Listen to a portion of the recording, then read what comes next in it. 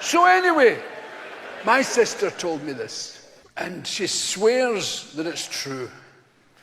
And I hope it's true. And if I tell it right, you will hope it's true. My sister is a retired school teacher, and she supplies herself to people who don't have teachers. She's a supply teacher. When somebody is sick or dead, she'll supply herself. And a lot of her friends do this as well. And her friend told her this story.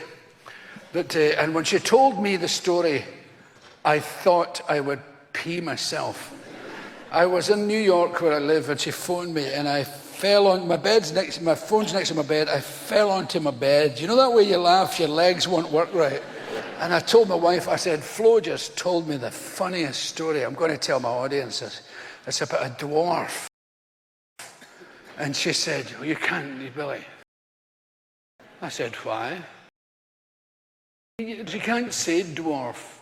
Why the fuck not? I'll be talking about a dwarf. Surely you can say dwarf when it's a dwarf you're talking about. She says, they're little people. I said, but little people and dwarfs, there's a difference between a little person and a dwarf. One of them's a fucking dwarf. And they both know which one it fucking is. Don't give me that shite. So I decided to tell it. Her friend was going to supply herself to a school somewhere. And she got on a Glasgow bus. Oh, please be true. And she sat down, and it just happened to be the last seat.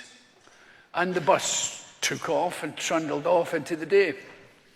4 or 5 stops later, the bus stops, and a wee dwarf. I've now compounded the felony by calling her a wee dwarf. She wasn't a particularly small dwarf. She was just a dwarf-sized dwarf. I'll probably get all sorts of complaints now. Dear Mr. Connolly, I saw your otherwise excellent show. What a pity you descended to the dwarf story.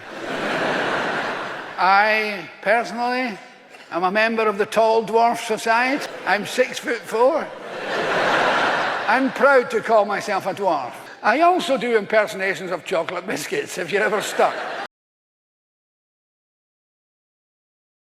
Anyway, the wee woman got on the bus, the wee dwarf woman, and discovered there's no seat, and so hung on to whatever was nearest, the seat to the pole or whatever, and the bus took off. There was a wee schoolgirl in a school uniform sitting over here, probably urged along by her mother. Give the woman your seat. Give that woman your seat. She went over to the wee dwarf woman and she said, excuse me, would you like to have my seat? Whereupon the wee dwarf woman flew into a rage and said, oh, aye, because I'm a dwarf. You're offering me a seat simply because I'm a dwarf. Well, I have managed my whole life as a dwarf. It's not a problem to me. Keep your seat.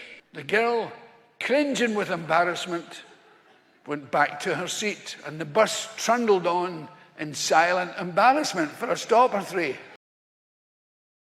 Then, oh, please be true, a big Glasgow woman was getting off the bus. And before she went up to the door, she went over to the wee dwarf woman.